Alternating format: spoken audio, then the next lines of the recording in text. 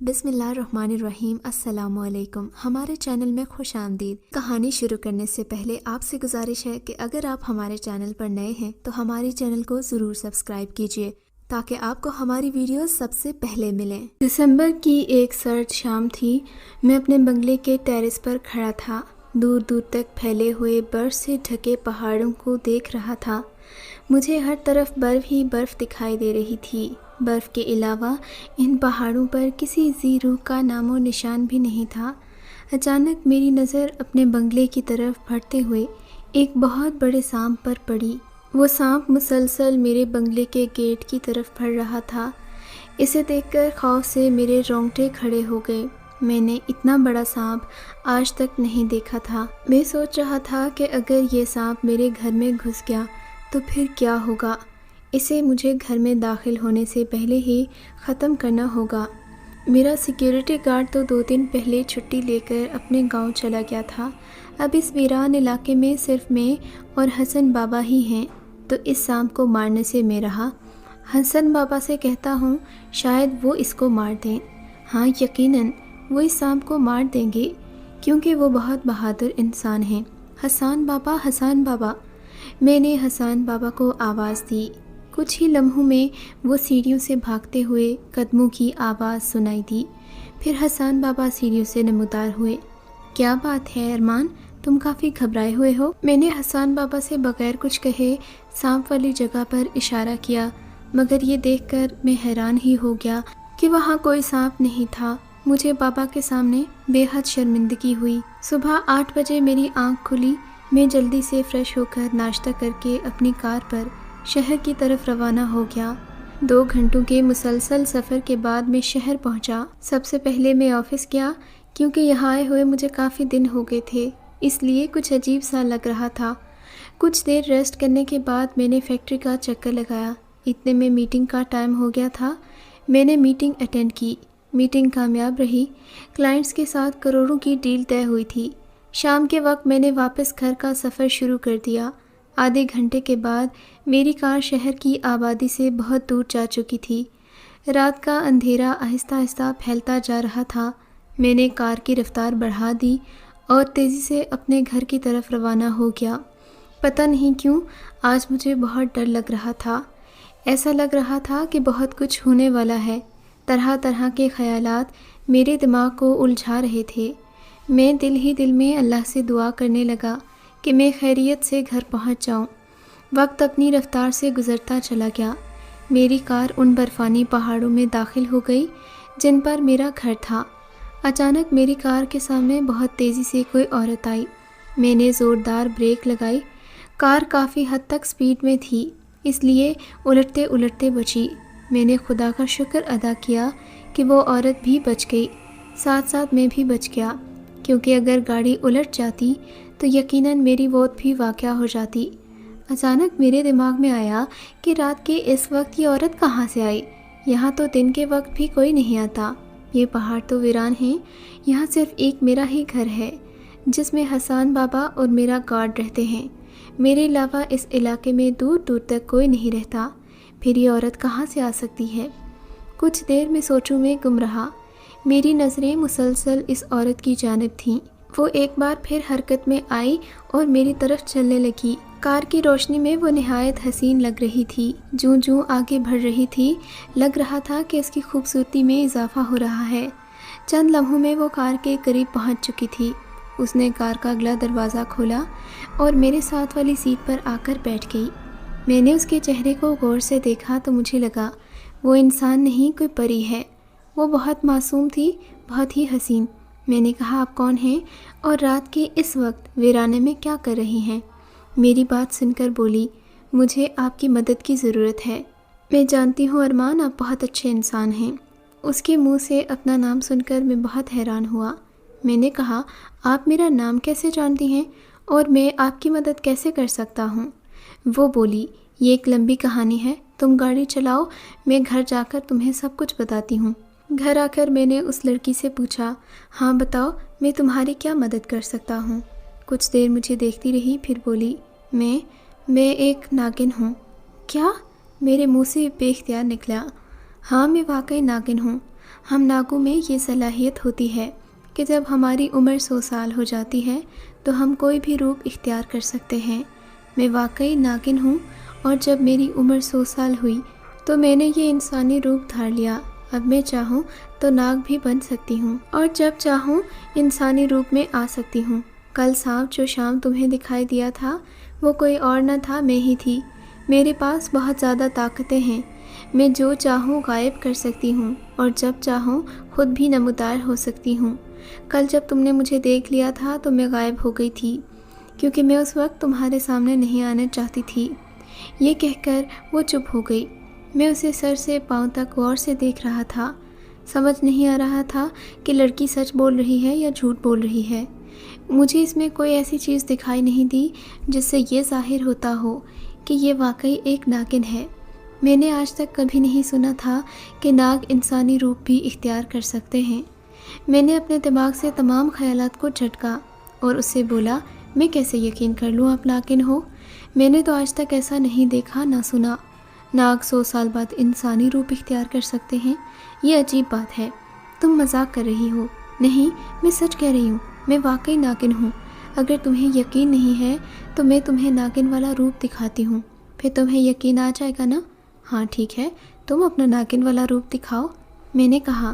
اس نے آنکھیں بند کر لی اور منہ میں کچھ پڑھنے لگی۔ اچانک ہی اس کی حالت تبدیل ہونے لگی، وہ ناگن بننے لگی۔ چند ہی لمحوں بعد وہ ناگن کا روپ دھار چکی تھی۔ اپنے قریب ایک ناگن کو دیکھ کر میری سانس رکنے لگی۔ مجھے لگا جیسے یہ مجھے ڈھس لے گی۔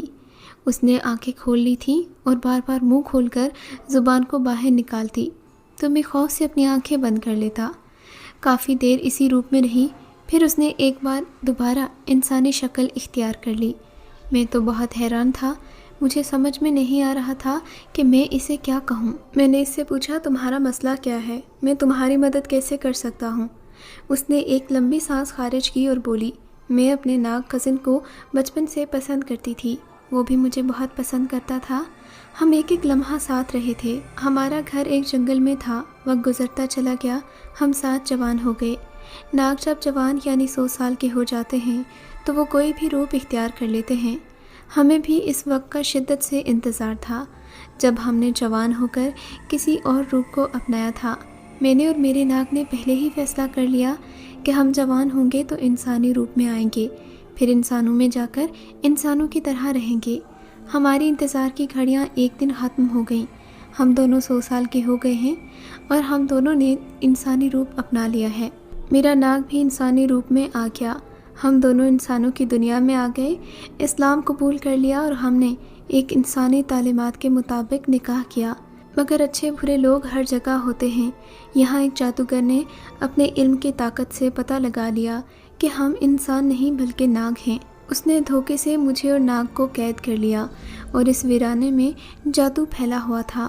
یہاں کوئی پرندہ بھی اس کی اجازت کے بغیر پر نہیں مار سکتا تھا۔ اس نے مجھے اور عمل کو وہاں قید کر لیا۔ ہم نے وہاں سے نکلنے کی بہت کوشش کی مگر کامیاب نہیں ہوئے۔ ایک دن سادھو نے مجھے کہا کہ اگر میں اسے ایک روز ایک انسانی لاش لا کر دوں تو مجھے اور میرے ناگ کو آزاد کر دے گا۔ اس نے کہا وہ بہت بڑی شکتی حاصل کر کے 41 لاشوں پر 41 دنوں کا چلہ مکمل کرے گا اور پھر مجھے اور عمل کو آزاد کر دے گا۔ میں نے اس کی بات مان لی اور اسے روز ایک انسانی لاش لا کر دینے لگی۔ 41 دنوں کے بعد جب اس کا چلہ مکمل ہو گیا تو میں نے اسے کہا کہ وہ مجھے اور ناگ کو آزاد کر دے۔ اس نے مجھے تو آزاد کر دیا مگر عمل کو آزاد نہیں کیا۔ وہ آج بھی اس شیطان سادھو کی قید میں ہے۔ میں نے اسے آزاد کرانے کی بہت کوشش کی مگر میں ایک بار بھی کامیاب نہیں ہوئی۔ اگر تم میری مدد کرو تو عمل کو آزاد کروایا جا سکتا ہے۔ میں تمہیں ایک ایسا راز بتاؤں گی جس سے تم بہت طاقتور بن جاؤ گے۔ یہاں سے دور ایک غار ہے اور وہاں بہت دور کالے پہاڑ ہیں۔ ان پہاڑوں میں ایک ایسی غار ہے جس میں 100 بدروہیں قید ہیں۔ اس غار کے باہر ایک نیلے رنگ کی کتاب پڑی ہے۔ وہ جادوئی کتاب ہے۔ اس میں ایک ایسا منتر ہے جس کو جو شخص بھی پڑھے گا غار میں قید بدروہیں اس کی غلام بن جائیں گی۔ یہ بدروہیں بہت طاقتور ہیں۔ اگر تم ان بدروہوں کو اپنا غلام بنا لو تو تم دنیا کا ہر کام آسانی سے کر سکتے ہو۔ میرے عمل کو اس سادھو سے آزاد کر سکتے ہو۔ مگر اس کتاب پر پہنچنا مشکل ہے۔ اتنا کہہ کر وہ چپ ہو گئی۔ میں اس کی کہانی پر یقین کر چکا تھا کیونکہ اس کے علاوہ اور کوئی چارہ نہیں تھا۔ میں ہر قسم کی مشکلات کا مقابلہ کرنے کے لیے تیار ہو گیا تھا۔ وہ بولی، ٹھیک ہے، تم صبح تیار رہنا، ہم صبح ہی ان کالے پہاڑوں کی طرف سفر کریں گے۔ ابھی تم جا کر سو جاؤ، گڈ نائٹ۔ وہ چلی گئی اور میں سوچنے لگا کہ میں کن چکروں میں پڑ گیا ہوں، لیکن پھر سوچا میرے ماں باپ اور گھر والے تو ہیں نہیں، میں مر بھی گیا تو کسی کو فرق نہیں پڑے گا، اس دنیا میں میرا کوئی اپنا نہیں ہے۔ یہی سوچتے سوچتے مجھے نیند آ گئی۔ صبح آنکھ کھلی تو سورج چڑھ گیا تھا، موسم حسب معمول سخت سرد تھا، برف پگھل رہی تھی۔ میں نے منہ ہاتھ دھوئے اور ناشتہ کرنے لگا، اتنے میں وہ بھی آ گئی۔ میں نے جلدی سے ناشتہ ختم کیا اور ناری کے ساتھ ہی کالے پہاڑوں کی جانب سفر شروع کر دیا، جن کے ایک غار میں 100 بدروہیں قید تھیں۔ میں نے آج ناری کو غور سے دیکھا، وہ بہت حسین تھی۔ سورج کی روشنی جب اس کے چہرے پر پڑتی تو اس کا چہرہ ہیروں کی طرح چمکتا تھا۔ نیلی آنکھیں، دودھیا رنگ اور شانوں پر بکھرے ہوئے بال قیامت ڈھا رہے تھے۔ پتہ نہیں کیوں وہ میرے دل میں اترتی جا رہی تھی، یہ جانتے ہوئے بھی کہ وہ ایک انسان نہیں بلکہ ناگن ہے۔ میں اسے گہری نظروں سے دیکھ رہا تھا، شاید وہ بھی میری نگاہوں کا مطلب سمجھ گئی تھی۔ کہنے لگی، ارمان، تم جانتے ہو میں عمل سے پیار کرتی ہوں، اس کے علاوہ کسی کے بارے میں سوچ بھی نہیں سکتی۔ میری زندگی میں ایک مرد آ چکا ہے، اس کے علاوہ کسی کی جگہ نہیں، تم اپنے دل سے میرا خیال نکال دو۔ اس کی باتیں سن کر میرا دل زخمی ہو گیا، میں نے پہلی بار کسی سے محبت کی تھی۔ سورج بڑی تیزی سے مغربی پہاڑوں کی جانب بڑھ رہا تھا، شاید ہماری طرح وہ بھی جلد از جلد اپنی منزل تک پہنچنا چاہتا تھا۔ ہماری رفتار بھی کچھ کم نہ تھی، ہم دوڑنے کی سپیڈ سے چل رہے تھے۔ میں اور نوری چاہتے تھے کہ جلد از جلد ہم ان کالے پہاڑوں تک پہنچ جائیں جن میں بدروہیں قید ہیں۔ نوری کو اپنے پریمی سے ملنے کی بے چینی تھی اور میں بھی وہی چاہتا تھا، کیونکہ مجھ سے اس کی اداسی دیکھی نہیں جا رہی تھی۔ سورج غروب ہونے کے قریب تھا، ہمیں دور کالے پہاڑ دکھائی دیے، انہیں دیکھ کر نوری کی خوشی سے چیخ نکل گئی، میں بھی خوش تھا۔ ہم نے اپنی رفتار مزید تیز کر دی تاکہ سورج غروب ہونے سے پہلے ان پہاڑوں کے قریب پہنچ جائیں۔ پھر ہم غار کو تلاش کرنے لگے جس میں بدروہیں قید تھیں، اور غار کے باہر وہ کتاب تھی جن سے ان بدروہوں کو غلام بنایا جا سکتا تھا۔ جلد ہی ہمیں وہ غار مل گئی، وہ کتاب بھی مل گئی۔ نوری نے مجھ سے کہا کہ وہ کتاب اٹھاؤں، منتر کو پڑھ کر بدروہوں کو اپنا غلام بنا لوں۔ تم خود منتر پڑھ کر کیوں بدروہوں کو غلام نہیں بنا لیتی؟ میں نے سوالیہ انداز میں پوچھا تو وہ مسکرا دی۔ اگر میں ایسا کر سکتی تو تمہیں اتنی تکلیف کیوں دیتی؟ اصل میں اس کتاب میں لکھا ہوا منتر صرف ایک انسان ہی پڑھ سکتا ہے، اگر کوئی اور اس منتر کو پڑھے گا تو وہ جل کر راکھ بن جائے گا۔ اچھا، تم جلدی سے اس کتاب کو اٹھاؤ اور منتر کو پڑھ کر بدروہوں کو غلام بنا لو، پھر ہم اس سادھو کی طرف چلتے ہیں جس نے میرے عمل کو قید رکھا ہے۔ میں نے وہ کتاب اٹھائی اور اسے کھولا۔ اس کتاب میں سے چند عجیب صورتوں والی بدروہیں نکل کر میرے سامنے جمع ہو گئیں۔ سب نے غلاموں کی طرح اپنے سر جھکائے ہوئے تھے۔ میں نے انہیں حکم دیا کہ مجھے اور نوری کو سادھو کے پاس لے چلیں جس نے عمل کو قید کیا ہوا تھا۔ وہ ہمیں لے اڑی اور ایک صحرا میں جا کر اتار دیا۔ اچانک ایک بوڑھا سا آدمی ہمارے سامنے نمودار ہوا۔ دیکھتے ہی عمل چلائی، یہی ہے وہ سادھو، بدروہوں سے کہو اسے مار دیں۔ میں نے اس کی بات سن کر بدروہوں کو حکم دیا، اس سادھو کا خاتمہ کرو۔ سادھو نے کچھ پڑھ کر پھونک ماری تو وہاں بہت سے جن نمودار ہو گئے۔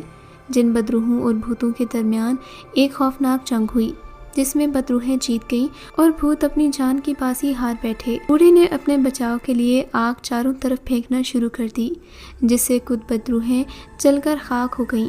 ایک آگ کا گولا عمل کی طرف آیا، اس نے عمل کو اپنی لپیٹ میں لے لیا۔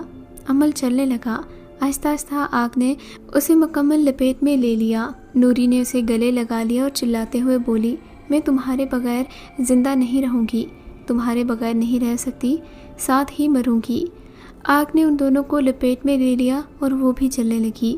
کچھ ہی دیر میں آگ نے دونوں پریمیوں کو جلا کر راکھ کر دیا۔ بدروہوں نے سادھو کو پکڑ لیا، انہوں نے بہت اونچائی تک اٹھا کر اسے زمین پر پھینکا جس سے اس کی ہڈیاں ٹوٹ گئیں اور وہ مر گیا۔ میں نے بدروہوں سے کہا مجھے واپس گھر پہنچا دیں، انہوں نے مجھے گھر پہنچا دیا۔ اس واقعے کو کئی سال گزر چکے ہیں، جب بھی مجھے اس واقعے کی یاد آتی ہے تو میری آنکھوں سے آنسو بہنے لگتے ہیں اور میرا دل بہت غمگین ہو جاتا ہے۔